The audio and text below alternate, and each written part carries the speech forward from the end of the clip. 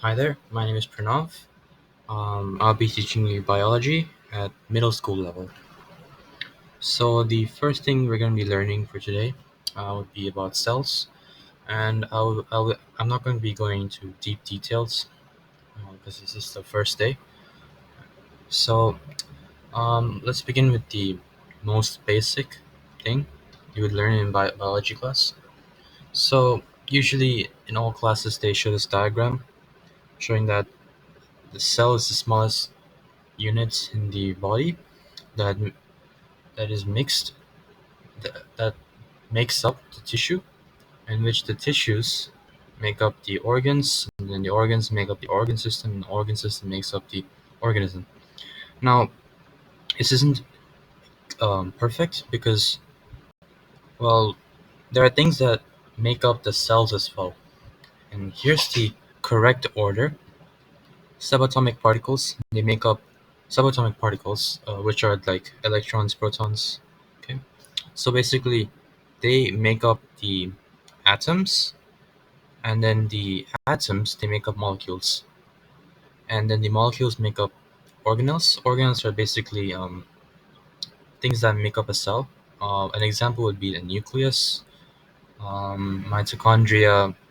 You'll learn that all later, I think tomorrow. um, okay, and then the organelles they make up cells, yeah, as I said. And cells make up tissues, or tissues make up organs, organs make up organ systems, and that makes up the organisms. Okay, moving on. Okay, now this is also a very important thing. I will be asking you some difficult questions in this from this slide. So, to identify whether something is a living thing or not, um, there are like s- about 8 characteristics. I think there could be more, but then these are the best I know.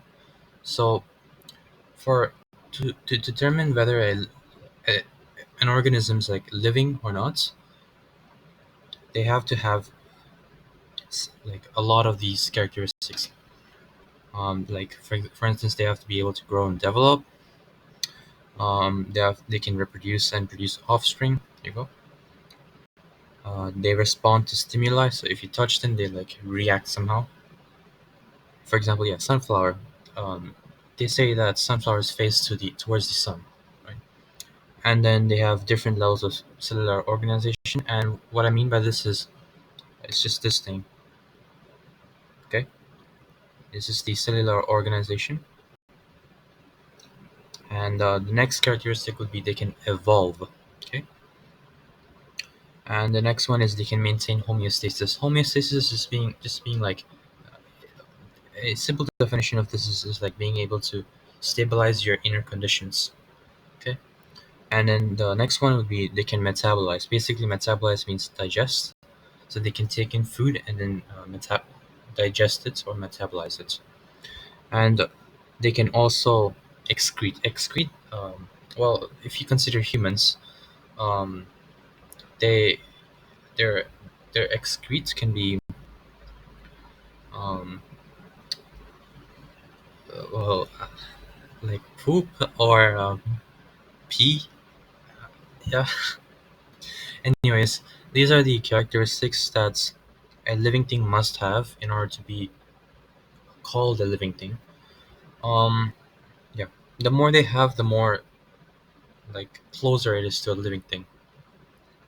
Okay. Now you might be wondering, what is a cell? So in biology, I mean, this is a internet definition of it. In biology, the smallest units, it is the smallest unit that can live on its own, and it makes up all living things and the tissues of the body. And this is referring to this. See, cell makes up tissue, and then basically the cells make up everything in here. Okay, next slide. Okay, this will be our last slide. Oh, okay, yeah, you're gonna be learning organelles a little bit today, but we're not gonna really talk about what they do yet right now. So there are two types of cells. One is a prokaryotic cell, and the next is eukaryotic cell. Well, you can see that the difference is that the eukaryotic cells, they have, they have more things compared to a prokaryote cell. Excuse me. One would be the nucleus. See, I have a nucleus here. Eukaryotic cells. Prokaryotic, they don't have a nucleus. And most prokaryotic cells, I believe, are like bacterias. Yep. And here's a diagram that would be useful because my questions also would be somewhat related to this. So, um, I believe that's it. Thank you for listening. Um, yeah. Bye.